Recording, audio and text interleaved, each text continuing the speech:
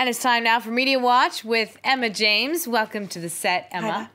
You're starting with reactions to those suspicious packages that have been intercepted in the United States, again, addressed to former President Barack Obama, Hillary Clinton, CNN, Andrew Cuomo, the governor of New York. I mean, a whole list of people were targeted.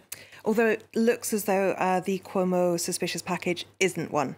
But yes, a lot of concern, obviously, about these suspected packages that have been sent to a number of different people and organisations. Reactions really ranging from quite calm and measured to slightly hysterical when you look online. Certainly Hillary Clinton seems to have been trying to dial down on the panic a little bit. At an event in Miami, she spoke about it is a troubling time, isn't it? And it's a time of deep divisions and called for unity. In the New York Times, there was an opinion piece today written by Alexander Soros, the son of George Soros, who himself received a suspicious package the day before. And this article, entitled "The Hate That Is Consuming Us," talks about those divisions again. And what Alexander Soros says is, while the responsibility lies with the individual or individuals who sent these lethal devices, I cannot see it divorced from the new normal of political demonisation that plagues us today. And that is a view shared by many people out there online. This image is posted by an ABC reporter, and it purports to show the actual device, the suspicious package that was sent to John Brennan, who is now working at CNN, but he, of course, was the former CIA director, who incidentally lost his security clearance just back in August, with the White House saying that he just wasn't to be trusted anymore, basically. So he is one of the people who was specifically targeted with these devices. Looking elsewhere, people really feeling that a lot of the blame has to be placed at the feet of the American president.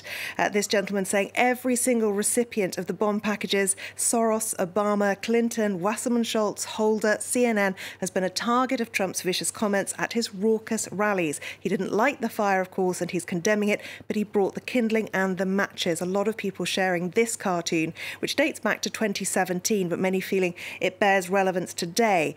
Now, on the other side of the political divide and the other media divide, really, is this. The Daily Beast reporting on the fact that pro-Trump media is saying that the bomb threats are pure BS, a false flag, and they give a great deal of detail as to who is saying what, including the words deflection, leftist scam being used. And there's a reason why this is happening in October, said Rush Limbaugh on radio, alluding, of course, to the fact that it is the midterms on November the 6th. Gab.com tweeted this earlier today. It's a site that many people are turning to if they've been thrown off of Twitter. It's now seen as a kind of safe haven for more right-wing thinkers. Too many obvious false flags this week, but when that was questioned about the motivation of that, they then tried to say, oh, you don't even know what we're talking about. It maybe would help if they specified. Another right-wing commentator here saying these suspicious package stories are false flags carefully planned for the midterms. Donald Trump chose to retweet the words of his Vice President Mike Pence, who said this: these cowardly actions are despicable and have no place in this country. He's saying, I agree wholeheartedly. Of course, he's given us a bit more detail now, a few comments saying that acts of political violence of any kind have no place in the US. We have to unify.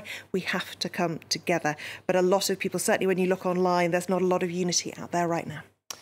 That's right. Now, on a lighter note, a police appeal for information in the UK has had fans of Friends, the popular TV show, in a frenzy. Yes, absolutely. Such is the success of the US sitcom Friends that the stars are, of course, household names and household faces, which is why when this image was posted online by Blackpool Police in the United Kingdom, a lot of people immediately pointed out the likeness to David Schwimmer, who plays, of course, Ross Geller in the series. And amazingly enough, lots of comments like this. If anyone sees Ross from Friends, tell him that Blackpool Police are onto him. This is the Facebook page in question. question. More than 130,000 comments on this one. It is incredible. I'm sure it's by far and away the biggest response Blackpool Police has ever had. This gentleman saying, I don't think it's been this guy's day, his week, his month, or even his year. Of course, a nod to the lyrics from the show. Others using quotes from the show. Shoplifting, it's not that common. It doesn't happen to every guy, and it is a big deal. I think we all remember what that was in reference to, or at least if you do, if you've watched Friends. I don't think I saw that episode. I won't go into it right now, but anyway, it's probably best I leave that one alone. But Blackpool Police also got in on the act because they posted this in all seriousness, not actually realising quite what they were unleashing on the web. But then they responded saying, thank you to everyone for your speedy responses. We have thoroughly investigated this matter and confirmed that David Schwimmer is in America on this date. We're so sorry it has to be this way. Again, another little joke about the theme tune. Interestingly, though, the man himself has got in on the act and all the fun and frivolous behaviour, posting this message on Twitter and on Facebook.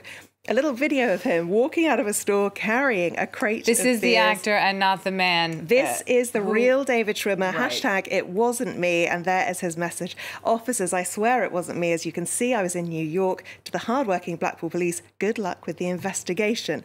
Some of the responses to this, lots of people using the Friends memes like this one. Pretend to be in New York to shift the blame. Well played. I think this is my favourite one, though. Him saying, well, I didn't. Did I? And a lot of people wondering whether it really is his doppelganger or the man himself. I think we now know the answer. This one, this Twitter user obviously going, or Facebook user going to a great deal of trouble to Photoshop the suspicious gentleman with the beer into a shot from Friends. Well, he does look like he kind of belongs in that photo, right? Looking so much like David Schwimmer. Thank you so much. Media Watch there with Emma James.